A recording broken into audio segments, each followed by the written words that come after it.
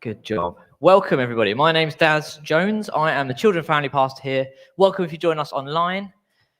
Today, we're continuing in our sort of 7 deadly sins series, and I am going to talk today about gluttony. Now, I'm very aware what I look like. I'm probably the skinniest person in the church, and it feels very ironic that I would be the one to do this sermon. However, I'm going to work really hard at the beginning to kind of expand the definition of gluttony, because I don't think it's as simple as eating too much food. I think that's what it is. As I say, I'm aware I'm so skinny I could probably dodge raindrops. But I've been thinking about this for a couple of weeks, and I think gluttony is quite a prominent thing in my life. That's what I've learned. When I got this, I thought, oh man, how am I going to tell anybody about this? I don't think this is really a problem for me. We'll find out. But this is gluttony is not just the sin of those who are not where their GP would like them to be. There's more to it than that. And I found the answer. Starting tomorrow, we're going to start a 40-day fast as a church.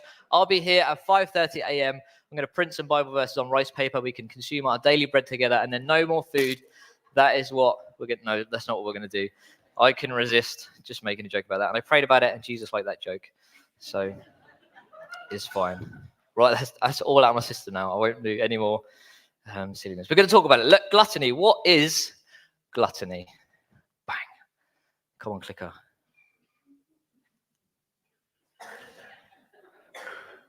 Rob, there we go. Thank you. What is it? This has been a journey of discovery for me, just thinking about this, just to let you know. Because I don't think gluttony, as I said, is eating too much food. It's too simple to just call it that. Let me tell you a bit about my life, and let's see if we can spot some gluttony in it. As someone who probably doesn't eat enough, honestly, because everybody tells me you've probably got ADHD. That's not confirmed. I'm denying it as long as possible. Sometimes I forget to eat a whole meal. That happens to me a lot. But my day begins, same as you, in the morning. I tend to wake up really early. I get up, though. I wake up really early, but I get up as late as possible. Literally, at the point where I'm thinking, I think I'm going to either eat or wash this morning. I just haven't got enough time to do both. That sometimes happens. I'll hit that snooze. I don't hit the snooze. I'm telling Alexa, snooze, add 5 minutes, 5 minutes, 5 minutes. So I can get out of bed at the last possible minute. Not because I want extra sleep. I'm not very good at sleeping. But I'll often wake up and roll over, grab my phone, get that out, and I'm sending messages back and forth with my friends or on the social media, just kind of scanning what's going on there, seeing what's going on. I've got about 3 books on the go as a rule, so I might read those. Sometimes I'm also opening my Bible app, reading my Bible, so it's not all terrible. Don't judge me too hard for that. Eventually, I'll get up. Breakfast is probably the same every single day. It's toast, there's coffee, and that's it. No fruit. Oh, not really even fruit. And my coffee, now it has to be either I've got a coffee machine, I have to make it from there, or I've got this kind of Chemex glass thing I filter kind of coffee through. And it has to be one of those really, because otherwise it doesn't have the caffeine that I just enjoy and keeps me going. I've got instant coffee in the cupboard for emergencies, but it's not something I would drink on purpose as a thing. So that's what so it starts with coffee, toast. And I tell you, so this time last year, I kind of moved out on my own again into my little flat. And at the start of my day, I would have toast, coffee, and I'll just sit my coffee and nibble my toast. And often I can have my phone out and I'll try, if I hadn't already, is read my Bible in the morning. And that's 10, 20 minutes maybe of just a little quiet time where I do my talking to Jesus stuff. And I just really enjoy that. And then I'm preparing the sermon and thinking about that part of my day now. And I think what used to be me talking to Jesus has now become me, or Jesus probably watching me just inject caffeine into my system and just scroll my phone like this. That's what happens now in the morning for that 20 minutes. There's no talking to Jesus anymore. And that part of my day that I enjoyed and used to embrace and think, oh, great, I'm going to do that thing, has suddenly become more about me meeting my perceived, this is my reflection, my perceived sort of physical and emotional needs. Because I love coffee. I love it. I can't go without coffee. I tried, and this is what happens. If I don't drink coffee in the morning, by maybe 1 o'clock, I'm starting to get a bit of a headache. By 3 o'clock, it's a raging headache. I'm in like quite significant pain, and I'm, let's say, a bit grumpy. Any emails I'm sending at that point I probably shouldn't be sending, because they're probably not so well thought through. And I just feel exhausted, and I'm dependent on that cup of coffee in the morning. That's my story. I need it. Like, that's my story, and I'm sticking to it. And I also love to scroll on my phone, and who doesn't nowadays? And what I'm doing is or my friends will tell you, I'm on Instagram probably sending them stupid funny videos to make them laugh, and that makes me feel like good. I think like I'm going to cheer them up. That's like, this is a kind thing to do. Or I'm sending and receiving messages to make sure I still have friends. I'm like touching base with my family, making sure they're alive and okay, telling them about me. And you know, if I don't do that, if I don't do those things, then I get this kind of rising, maybe like anxiety, or it can be like a bit depressive. I think like, well, you know, I might not have any friends. I don't know. These thoughts come into your head. Or what if I don't reply to that person right now, then maybe they'll get a bit annoyed with me. Or what if I might miss something if I don't check it quickly now? So I am dependent. I need that time in the morning to scroll on my phone. That's my story, and I'm sticking to it. But of course, these are just the stories that I tell myself to justify that behavior. What's really happening in that part of the morning now is I am just chasing the next experience of sort of short-term happiness, or that micro high. I am consuming what makes me feel good. That's what I'm doing. Seeking those little pleasurable things, which feel like they fill my heart with joy and happiness. Things that feel maybe like they heal me from those hurts or those pains that I've got, the discomforts I feel that I've kind of got every day. These things I do just take the edge off.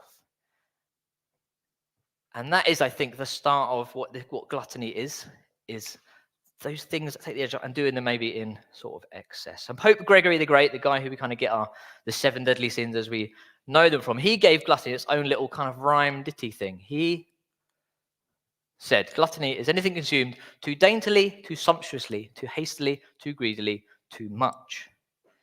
And I sat with this list and thought, coffee does. Okay.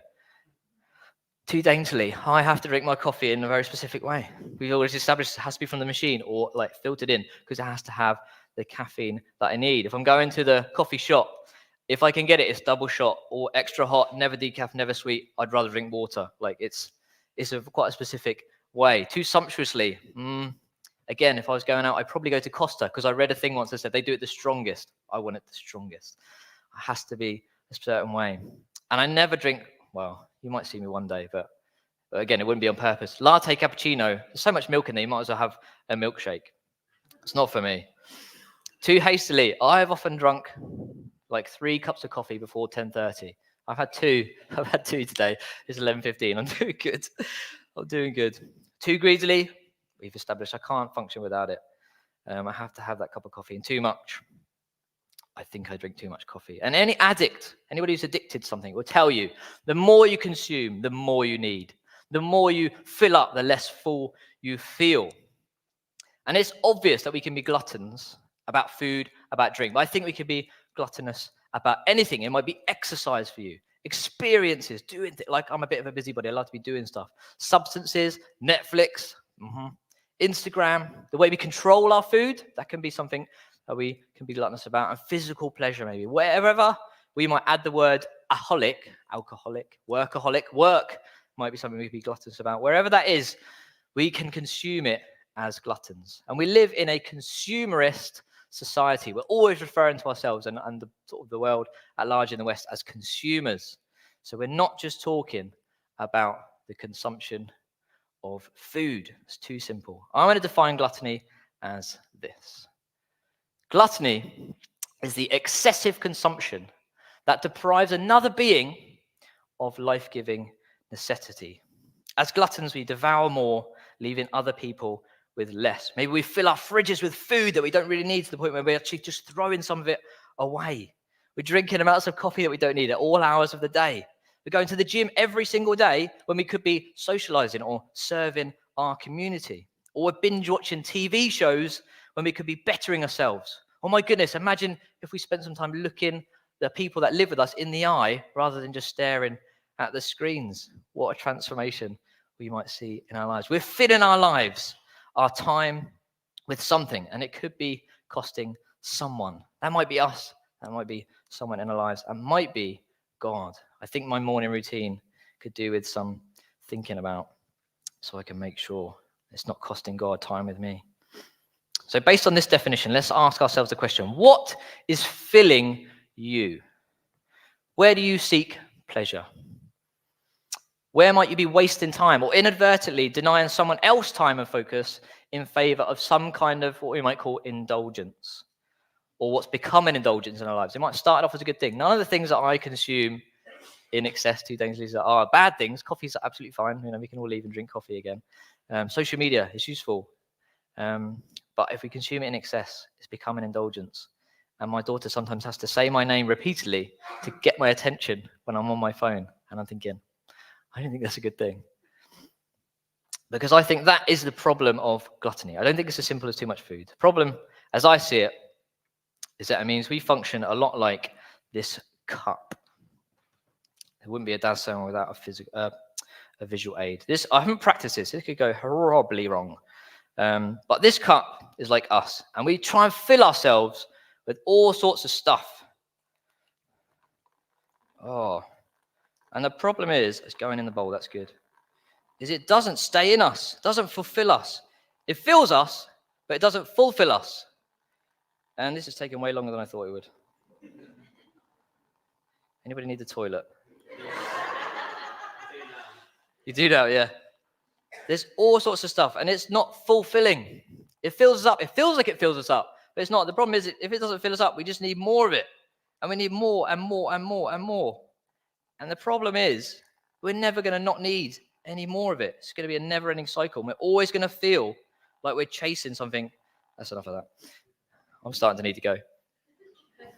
We're always going to feel like we need more. And it's only going to get stronger and stronger, that feeling. Gluttony is an insatiable desire for something that cannot be satisfied. And my mind, when I wrote that thing out and I put it on this PowerPoint, went immediately to this story of Jesus. He has an interaction with a Samaritan woman, so like a lady from a different kind of country. He's traveling through the town where she is.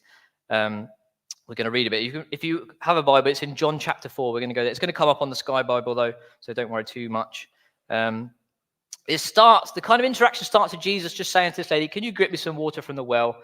And she kind of like, oh, you do realize I'm Samaritan, you're a Jew. Like, we're not supposed to talk. That's how this works. And then we pick it up. Verse 10. Oh, okay. I can read it on here. That's fine. Can you see that? Or you can see it better than I can on that screen. It says, Jesus answered her, if you knew the gift of God and who it is that asks you for a drink, you would have asked him and he would have given you living water. Sir, the woman said. And in my imagination, she's like a little bit sarcastic. I'll try not to read it like that, but that's just how it works in my head. She says, you have nothing to draw with, and the well is deep. Where can you get this living water? Are you greater than our father Jacob, who gave us the well and drank from it himself, as did also his sons and his livestock? And Jesus answered, everyone who drinks this water will be thirsty again. But whoever drinks the water that I give them will never thirst. Indeed, the water I give them will become in them a spring of water, welling up to eternal life. The woman said to him, Sir, give me this water so that I won't get thirsty and have to keep coming back here to draw water. And he told her, go call your husband and come back.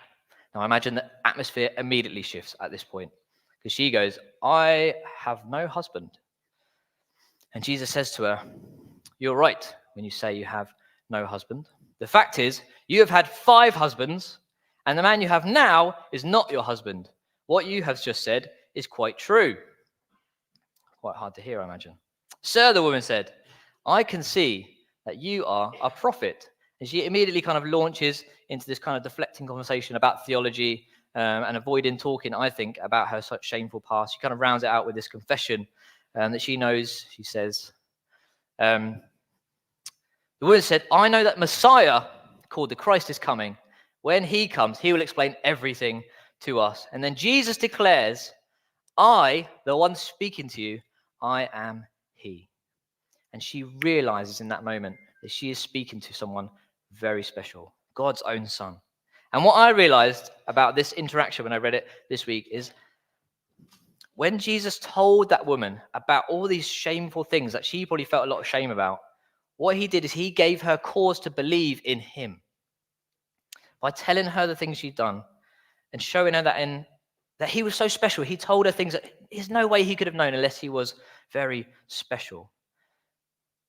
And in that moment, she believed in him. And in that belief that this man is something else, all of that, those shameful stuff that she'd done, all the stuff she had going on in her life, all the things she thought she wanted, she was there to do that day, they became just belittled, small, like meaningless in the face of this man who was something else. And she goes off gallivanting through the town, telling everyone, what's the phrase? She says, come and see a man who told me everything I ever did. All these shameful acts, he was going running, all of a sudden running, telling everybody, come and see this man. He told me about my husband or husbands and not husbands.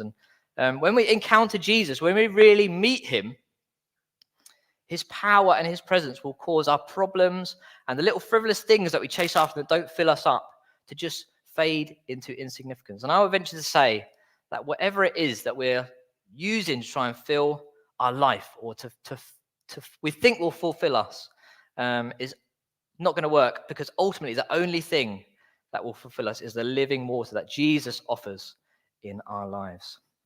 Because Jesus meets our deepest need, which gives us strength in our struggle with the rest. And there's another point in John's gospel where Jesus talks about this living water, and he's just been a big feast, and everyone's been feasting away all week long. So they're all probably quite full. But he stands up and says to the crowd, let anyone who's thirsty come to me and drink. Whoever believes in me, as scripture said, rivers of living water will flow from within them.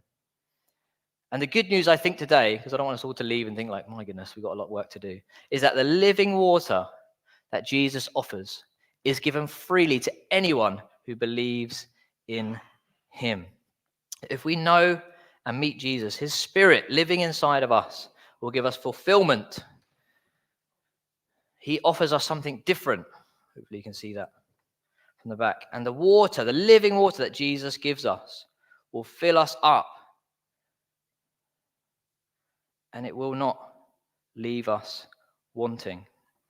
And in fact, he'll give us so much that it will overflow into the lives of other people around us. And if we ever need to share some of it with other people, the Spirit living in us will just keep providing more and more and more. Because that is what Jesus promised. That his living water will never run out. That's enough of that. Ugh. So, great news. But what are we actually going to do with those areas of our life where we do struggle to have self-control, perhaps? Something that I hate to think about because I don't have a lot of it. But how can we begin to overcome gluttony? This insatiable desire to get more that might leave others with less. We want to work to become more like the people that God made us to be and called us to be. And perhaps annoyingly, the answer is self-control.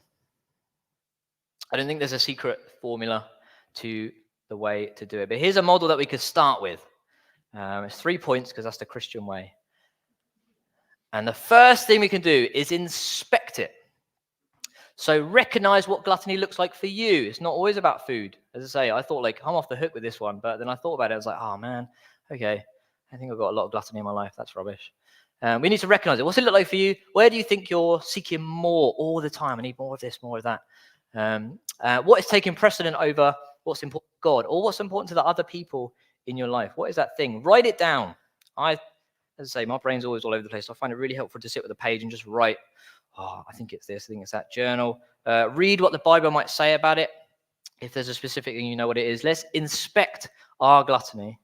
And then let's discuss it. And I always want to jump to this one. I don't like to do the thinking and reflecting. I like to just talk to all my friends about it. Let's discuss it with God. Let's pray. God, I'm really struggling with the amount of coffee I drink. It gives me a raging headache. How am I going to deal with this? I really need your help to overcome this and get more self-control in this area. And then talk to some wise people about it. Wise Christian friends, if you've got them, Don't talk to me. You say to them, I noticed, Dazz came along and he ruined everything with his sermon. I thought gluttony wasn't a thing for me, but maybe it is. Maybe I'm a glutton. What should we do about this? How can you help me? Let's discuss it. And don't be embarrassed. There's no shame in being gluttonous about something. Let's inspect it. Let's discuss it. And then let's temper it. Here's a cool word for you. Temperance, again, is a cool word, but I don't really like it. Is just another way of talking about self-control and developing our self-control. And self-control is one of the fruits of the Spirit. In a letter Paul wrote to the Galatians, he talked about these 9 different fruits that if we have the Spirit in our lives, they kind of grow and become stronger. And self-control is the last one, because I think you wanted us all to remember it. But it's not about, self-control is not about self-punishment or self-denial, like I can never have those things that I really want. It's about self-management, and temperance is a way that we can build that up. Because when we temper metal, so this picture here is of like a blacksmith tempering metal, it's called. And what they do is they get raw metal ore and they shove it in a raging hot fire. And then they get it out and they smash it with a hammer. And they put it into cold water. And they get it out and they do that multiple times. Every time they do that, it gets stronger. So we have to put ourselves in really stressful and hard and difficult situations. This is the answer. So that when we come through the other side, we'll be even stronger. That's how we temper our self-control. Easy peasy. Easy peasy. The good news is that it is God who's tempering us, right? You're not on your own with this. You don't just have to just have lots of will, Dazz, lots of motivation. You can find it in the supermarket next to unicorn farts and leprechaun gold. There's no such thing as motivation, I don't think. Well, you can't get it. You have to just have it. We can help free ourselves from the sort of self-control and the trap of thinking, I've got to just be better at this, by remembering that it's God who's working with us. He is the blacksmith putting us in the fire. And what you have to remember about that is, it sounds a bit scary, but the blacksmith doesn't want the metal to break. He's not trying to break it. He's trying to make it stronger. He's got a very specific purpose in mind for that piece of metal. And he doesn't want to overdo it. He's not going to bash it too hard. He's not going to put it in the fire for too long. He wants it to become stronger. So where God's tempering people, it might involve putting us in the fire, but it's so that our God-given character can be revealed even more, and that his goodness can be made known in our lives. And you all have to read the Bible to see examples of God testing people. Another process that I love thinking about is when they purify gold, they call it testing. They'll again heat that, all the impurity will rise to the surface, they scrape it off, and they cool it down and do it again and again and again. Every time it happens, it becomes purer. And Job, who had just the roughest time, he said, but he, God, knows the way that I take. When he's tested me, I shall come forth as gold. Abraham had to almost sacrifice his son, but in doing so, it increased his obedience and his knowledge that God can be trusted. Moses, my goodness, he had a tough old time, but every time he came through, most of the time he came through, and became a great man of God. Joseph had a very hard life, but God lifted him up to the greatest. And Paul, Peter, that's not just Old Testament, New Testament examples of Paul and Peter. So many examples in the Bible of people who went through the toughest trials, but all it did is made them great, wonderful, faithful heroes for God. And God wants that for you too. He wants it for me. He wants it for you. He's in our corner, and he is helping us on our way. He's not sat back just watching and waiting for us to pass or fail. That's why I love the idea of that phrase testing, because in our heads, we think of testing as like, anybody doing their GCSE exams? They're all upstairs, aren't they? At the moment, we might try something and we pass or we fail. And that's not how it works for God. We only get stronger. We only become more pure as God is working with us. He's right alongside us, providing opportunities for us to become our best selves, or more aligned and more in step with the Spirit. So let's inspect our gluttonous attitudes. Let's discuss them with God, our Christian friends, and let's temper them with God's help so that we can take back self-control in our lives and hopefully make a greater difference for the glory of God in the world. In a moment, we're going to pray. But before we do, we're going to read some questions together. Just to help that kind of all sink in. I realized I spoke at 100 miles an hour, probably the coffee.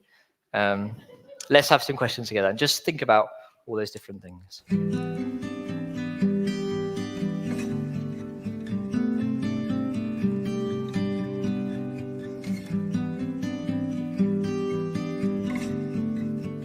What are you excessively consuming that in turn deprives someone else?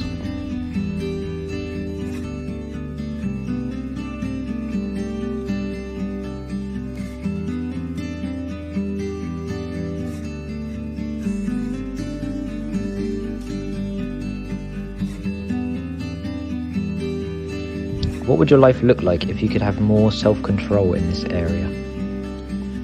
Who could you talk to about this?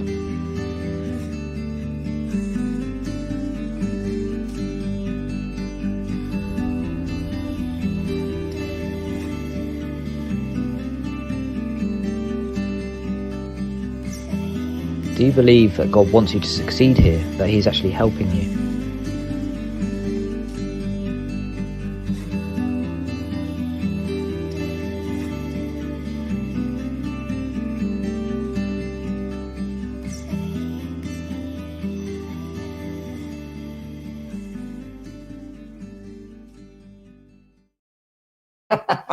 Oh, There was a lot in there, there actually, wasn't there? Yeah, there was a lot in there. Crikey, I thought gluttony was just about food, actually. Yeah, but, well, I wasn't sure, but yeah. Whoa, and those questions were a bit tricky, weren't they? They today? were very tricky tricky, questions. very So we tricky just sort of questions. talk about what question would we talk about, and we were thinking about the second question: what would your life look like if you could have more self-control in this area? And the first question was what areas, and we were just trying to sort of think about what it is in our lives that we are gluttonous I thought it was quite helpful when right at the start Dazz recognised that his drinking coffee or actually scrolling through phones. I think we all, the phones thing, so screening through social media and everything, I think that does take away from doing anything else, really, doesn't it? It does. I'm like, I get into bed at night and I think, I'll read my book, and then I just quickly look at my phone, and it just pulls you in, doesn't it? And that's what gluttony is. It just pulls you in. And exactly, and it becomes that. Instagram's the worst because it's also quick, it's also fast moving. You watch something and there's something, and it's like it's eternal. It's like it's never going to stop. Right. I find I just think, just the next one. Yeah. Whereas actually, I could be using that time to read my book, which would be better. I could be using that time to read my Bible. You could. I could be using that time to sleep. Yes. Which would, and it's that thing. It's never going to satisfy. Whereas actually, there's plenty of other things I could be putting in that place. I think I've sort of made a conscious choice to come off social media. Actually, I only ever look at Facebook. Mm-hmm. I think Facebook is back in the distant dark anyway, but I never post anything on it these days, actually, for that reason, because I think it was taking more time from me. But I now play games on my phone, which again take away, and it sort of takes away time that I spend with my family. So it's actually that depriving people of my time. And so it's a lot to consider. It's funny, and it's funny, the more you think about it, I was just thinking about the definition about what do you do that deprives other people. And I was just saying, because I've got a little bit more time at the minute, I've started going out for coffee on my own. So I if I'm at home all day, I think I don't tend to read or anything at home, but I think I'll go out for a coffee, and I go out for coffee and I sit on my own and read my book. Or if I'm doing shopping, I might pop into Tesco's cafe and have a coffee. And there's a part of me that thinks it'd be much better for me and for others to ring somebody else and say, do you want to come for a coffee? Whereas I tend to think, on my own, I want the time to myself. Although you need time to yourself. But it's getting that balance. Yeah, and that sense. Am I thinking, and sometimes I did it this week. I saw somebody I knew. And hid in your book. Yeah, I did. I did. And it was really selfish because I think it's somebody who I know is probably a little bit lonely, and I felt terrible after because I think if I'd said to her, "Oh, come and join me," I think she'd have been really made up. Not because it's me, just because it was sort of company. And I think in that sense, I was being a bit gluttonous around my time and my space, and I hadn't thought of it like that until Dad said that, and I thought, oh, okay. So if you see me having coffee in a shop, come and join me. Yeah, come and join me. So and I quite liked his bit. I didn't write it down, but inspect it, find out what it is. Yes, and temper it. And then and discuss it with somebody. Discuss it with God and somebody. It is that self-control, isn't it? And I think self-control is very much a conscious thing. You've got to sort of say, right, this is not going to take over my life, really. Yeah, then I love his image of sort of the cup, and so we're not just talking about sort of taking things out of our life, but then it will enable, you know, God to come and fill it, Yeah. God to come and fill us. Yeah. You know? And I think that as we allow God to fill our lives more, we talked about the fruit of the Spirit, don't we? You know, self-control is part of that. So as we're allowing Jesus more control and to be more active in our lives, perhaps that self-control yes will come. Yeah. But oh well, exciting. So if you've got any thoughts, do pop them in the chat. I have to say, this whole series is really quite challenging, I actually. know. I have to say, I wasn't particularly looking forward to it. And I was thinking, there's seven deadly sins, and all sins are deadly, and so, but I think it's been really good. And so if you've got any questions, you're welcome to email us at gotquestions@hollybaptist.org.uk, and we'll get back to you. And if you've enjoyed this as much as we have, you might want to share it with somebody. I think it's a bit of a tricky one, isn't it, to say hello, so and so. What are your problems? Or listen to this sermon on gluttony. Exactly. Yes. That's a bit of a, bit of a tricky one. But no, do share and do obviously like this video and follow our podcasts and whatever else. And hopefully you're finding it helpful.